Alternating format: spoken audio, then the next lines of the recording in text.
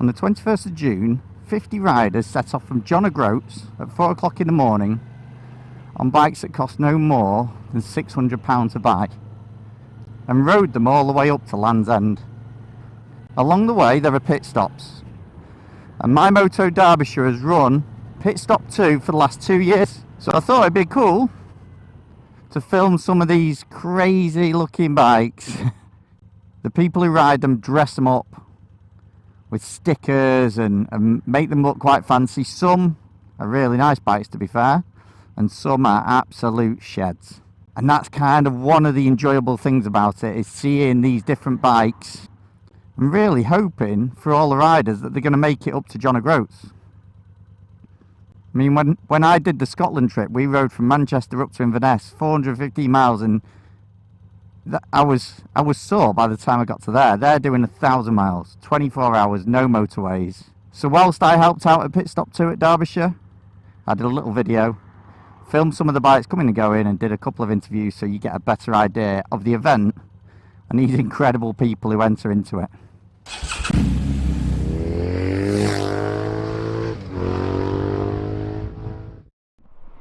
So this is now the longest day pit stop at Claycross. We've had our first few riders come through already, which were a bit ahead of where we thought.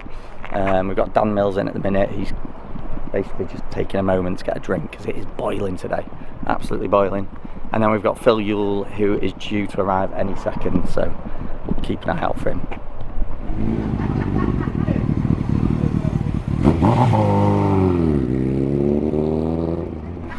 So I'm here with Paul, who is doing you're looking after all the helmets and visor cleaning and all that kind of stuff today. Yeah, I know how important it is. I mean, I did this 2 years ago. I mean, first of all, it's an absolute fantastic thing to do. Anybody watching this that's considering doing it, please get yourself booked in for next year and raise some money for this charity. It's just fantastic. So yeah. I did it 2 years ago. I was booked in again to do it this year, but unfortunately work has got in the way, so I can't make it this year, Phil, but I'm planning to do it again next year and again raise some money for the charity. So someone who's obviously done it, how hard is it? Extremely. Is it? It's extremely hard. You think it's going to be easy. It's not easy at all. Fatigue starts to kick in later on. When we did it in 23, it was a daylight day, 20 odd degrees, and that does have a big effect on you, the heat that you're riding in and things. But we went through all conditions, because when we got by Scotland, obviously we hit the rain. Yeah, and it's night time, and you've got that element, Yeah, absolutely. So you carrying all that kit with you? You've got summer kit almost for this part, and then make sure you've got layers to... Well, I wore a jacket that had opening vents, I had a helmet that had opening vents, and I just at the time took spare visors with me to swap that. It was obviously a waterproof kit, and during the day when it was nice and sunny, I had a dark visor on, and then I clicked over to a clear visor later on in the day as it started to get a bit dusky as we was in Scotland and things. So, but I can't wait to do it again. I'm absolutely gutted that I'm not doing it this year, to be honest. And what bike were you going to do it on? I've actually bought a Honda Blackbird to do it. Okay. When I did it 2 years ago, I did it on a CBR 1000 that I think had lived in the Thames for several years. Yes, it was a bit of a rust bucket. In fact, was that here last year when we did it? It was the one that Jack used last year, who unfortunately broke down after leaving this just after leaving here 2 years ago, 2 miles up the road, and we fetched him back in, and he got a fuel pump problem.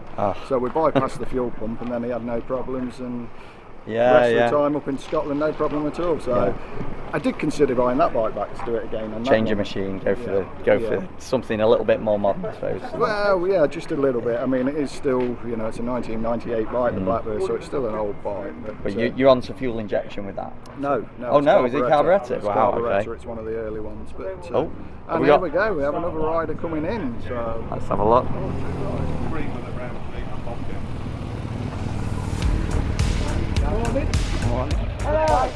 These bikers had set off from Land's End at 4 o'clock in the morning and already covered nearly 400 miles by the time they got to pit stop 2 at Claycross. I wouldn't mind about it. They feel okay, but 33 front, 33 rear. MyMoto Derbyshire had supplied the food, drink and a premises to run pit stop 2 from. But there was also an army of volunteers. Some were previous entrants and some people who had friends and family in the event, who all turned out to help the pit stop run as smoothly as possible. Without dedicated volunteers like them, it'd be very difficult to run the longest dirt challenge. But not hold it in both.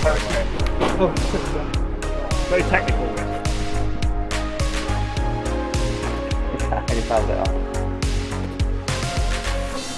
I have got a set of tools if I need them. Right, quick one. Very quick. Because you did the video at the pit stop here last time. I did. And now you're doing it again.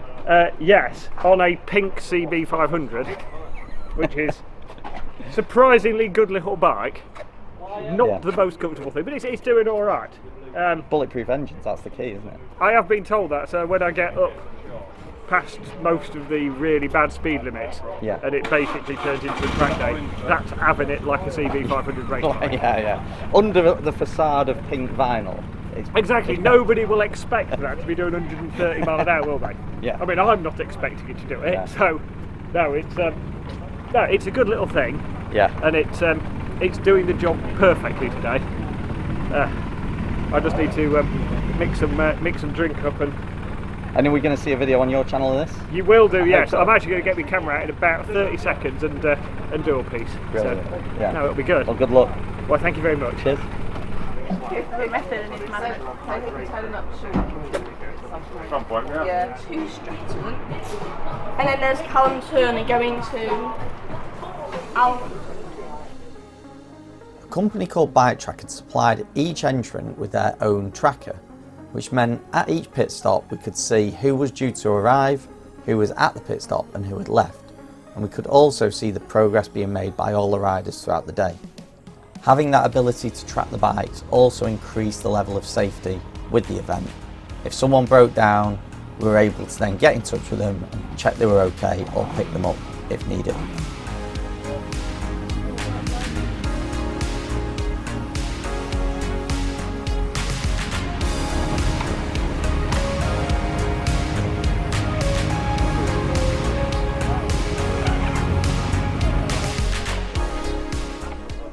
It was great to see so many bikes pass through pit stop 2 without a problem. And only the odd bike needed the volunteers to jump in and do some basic maintenance to keep them going. Going too mad. Well, Because it's it's going to get change from it. totally fast.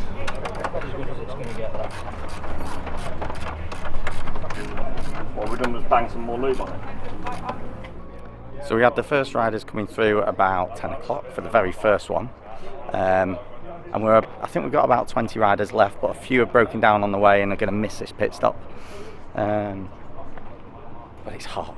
The riders are suffering, they're picking up bottles of water and packets of sweets and things you can take with them as well. Fastest pit stop we've had is a minute. Someone came and went.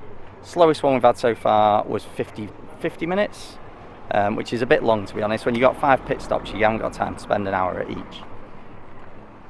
So we've got 2 in at the moment. We've had Gary Thompson come through, who's the clerk of the course for the TT. Dave Hewson, who we did an interview with, who has the Obsession Engineering YouTube channel. And then we've got, coming soon, Jenny Tinmouth, who's a British superbike rider, and I think she's still the fastest lady to lap the Isle of Man TT course, so she'll be coming up the road any moment. In fact, what have we got here? Have we got one coming? This might be one of them.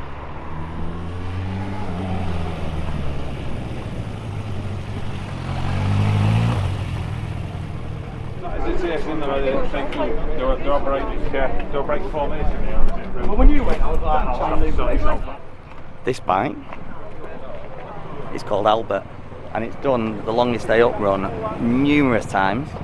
And not only that, one year it was the first bike to get up to John O Groats. And it's still doing it with different riders each year.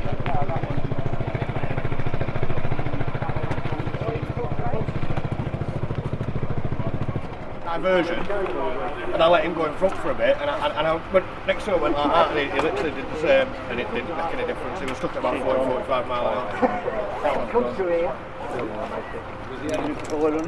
Okay, so this is Sam.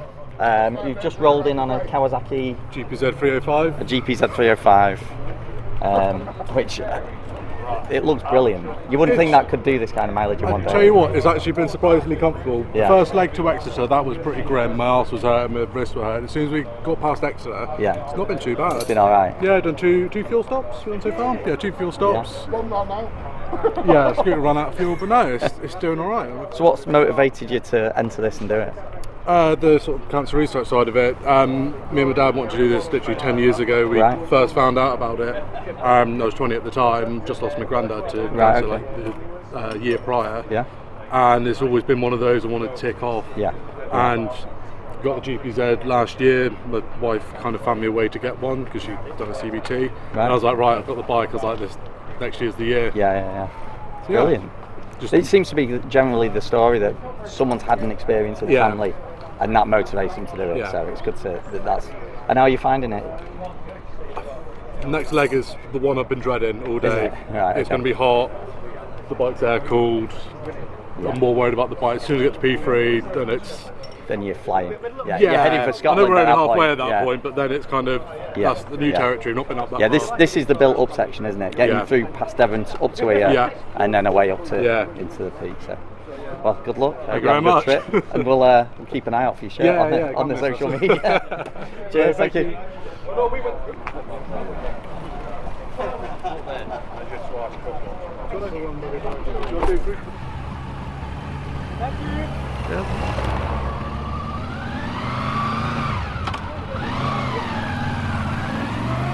That's Jenny's headed off now, and now we've got Albert, the famous longest day up bike.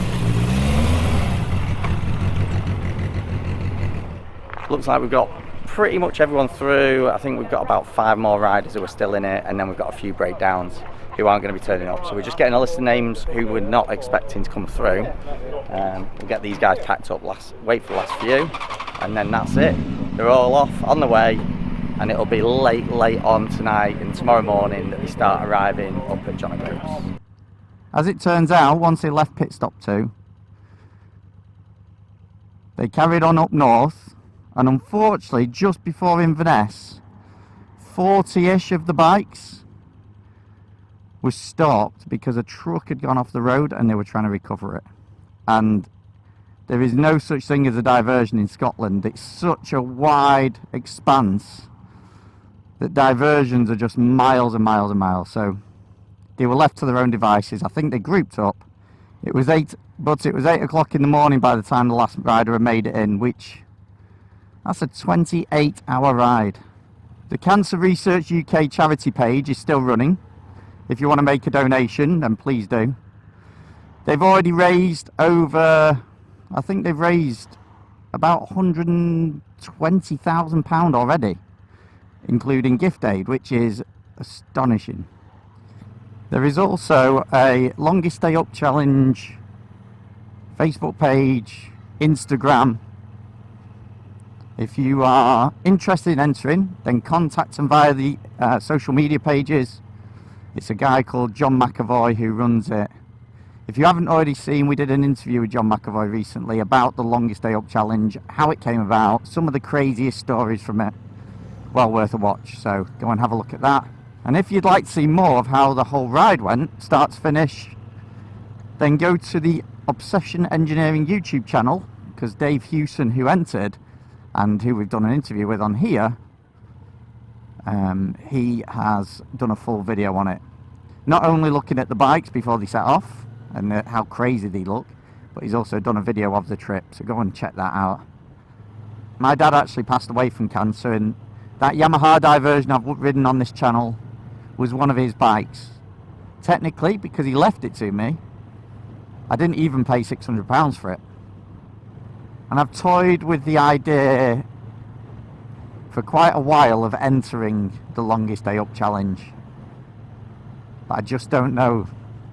I don't know if I could do it, to be honest. I think I'd make myself do it, but I don't know if I could do it. It's a real internal turmoil of opinions with myself. But what do you think? Do you think I should enter the Longest Day Up Challenge? Leave it in the comments. Thank you for watching the video. please like, subscribe, hit the notification bell if you want to watch more. If you want to support MyMoto, then we've got 3 shops. All we ask is next time you need some bike kit, either pop into one of our shops in Manchester, Leeds or at Claycross in Derbyshire, or visit one of our websites, which are mymoto-uk.com or dstoremanchester.co.uk. They are our 2 websites. Hopefully you enjoyed our video. Until next time, ride safe.